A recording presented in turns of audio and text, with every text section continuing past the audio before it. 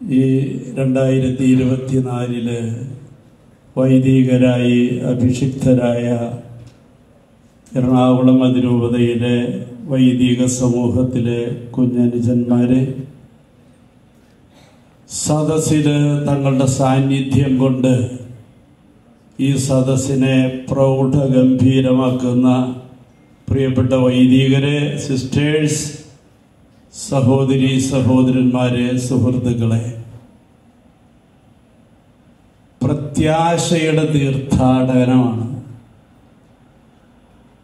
ആരാണ് ഈ തീർത്ഥാടകര് എന്ന് ചോദിച്ചാൽ, എറണാകുളം അതിരൂപതയിലെ ദൈവജനമാണ് പ്രത്യാശയുടെ തീർത്ഥാടകരായിട്ട് ഇപ്പോഴുള്ളത്. ഈ തീർത്ഥാടനം ആരംഭിച്ചിട്ട് 7 കൊല്ലമായി. ദുർഘട വഴികളിലൂടെ നമ്മൾ സഞ്ചരിച്ച് ഇവിടെ വരെ എത്തി. ഇതിനിടയ്ക്ക് 14 സിനഡുകളെങ്കിലും നടന്നു.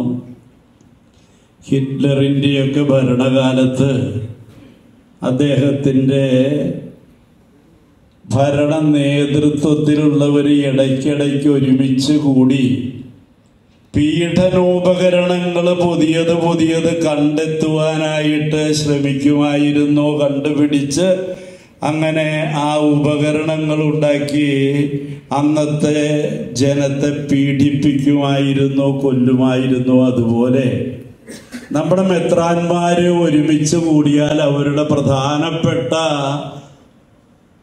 ജോലി എന്താണെന്ന് ചോദിച്ചാൽ, എങ്ങനെയാണ് എറണാകുളം അതിരൂപതയെ ഇല്ലായ്മ ചെയ്യാൻ സാധിക്കുക, എങ്ങനെയാണ് എറണാകുളത്തെ ദൈവജനത്തെ, വൈദികരെയും ജനത്തെയും പീഡിപ്പിക്കുക, അവരെ വിഷമിപ്പിക്കുക, ബുദ്ധിമുട്ടിപ്പിക്കുക, വരുതിയിലാക്കുക എന്നുള്ളതാണ് അവരുടെ ലക്ഷ്യം. അതിനുവേണ്ടിയുള്ള ഉപകരണങ്ങൾ അല്ലെങ്കിൽ നിയമങ്ങളും പരിപാടികളൊക്കെ ആസൂത്രണം ചെയ്യുന്നതിൻ്റെ തിരക്കിലായിരിക്കും അവര്.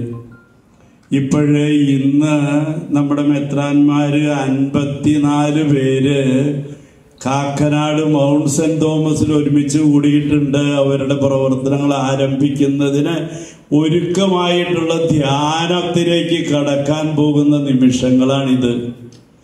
എന്ത് തരം ധ്യാനമായിരിക്കും അവരുടേത് എന്ന് നമുക്ക് ഊഹിക്കാം. ധ്യാന ഗുരു അരുമച്ചാടത്ത് മെത്രാനാണ്. അതോടൊപ്പം തന്നെ അവര് കണ്ടെത്തിയിട്ടുണ്ട് പൂമ്പാറ്റ എന്ന അപരനാമത്തിൽ അറിയപ്പെടുന്ന ഒരു പാമ്പാറയെ. ഈ ഉപകരണങ്ങളൊക്കെ ഒന്ന് മൂർച്ച കൂട്ടാൻ പറ്റിയ വൈദഗ്ധ്യമുള്ളവനെ. അങ്ങനെ അവര് ഈ ദിനങ്ങളില് വളരെയേറെ ക്ലേശിച്ച് കഷ്ടപ്പെട്ട് കൂടിയാലോചിച്ച് തീവ്രമായ ചിന്തകളിലൂടെ മുന്നോട്ട് പോകും, നമുക്കറിയാം. എന്നാൽ നമ്മുടെ ഈ പ്രത്യാശയുടെ തീർത്ഥാടനം, ആ പ്രത്യാശ അതിൻ്റെ പൂർത്തീകരണത്തിലേക്ക് എത്തുമെന്നുള്ള നല്ല പ്രതീക്ഷയോടുകൂടിയാണ് നമ്മളെല്ലാവരും ഈ ദിവസങ്ങള് കടത്തിവിടുന്നത്. എല്ലാ രൂപതകളിലും അതോടനുബന്ധിച്ച് ഉദ്ഘാടന കർമ്മങ്ങൾ നടത്തി. പക്ഷെ നമ്മുടെ അതിരൂപതയില് മെത്രാന് അതിനൊന്നും നേരമില്ല. പക്ഷെ നമ്മളത് നടത്തി എന്നുള്ളതായ വലിയ ഒരു സംതൃപ്തിയാണ് നമുക്കുള്ളത്. ആ സംതൃപ്തി നമുക്ക് പങ്കുവെച്ച് മുന്നോട്ട് പോകാം. വളരെയേറെ കാര്യങ്ങൾ ഇവിടെ ചർച്ച ചെയ്യാനൊക്കെ ഉള്ളത് കൊണ്ട് ഞാൻ എൻ്റെ വാക്കുകളെ ദീർഘിപ്പിക്കുന്നില്ല. ഈ സന്ദർഭത്തിൽ നമ്മുടെ ലക്ഷ്യങ്ങൾ സാക്ഷാത്കരിക്കാൻ, നമ്മുടെ പ്രത്യാശകൾ പൂർത്തീകരിക്കുവാൻ ദൈവം അനുഗ്രഹിക്കട്ടെ എന്ന് പ്രാർത്ഥിക്കുന്നു.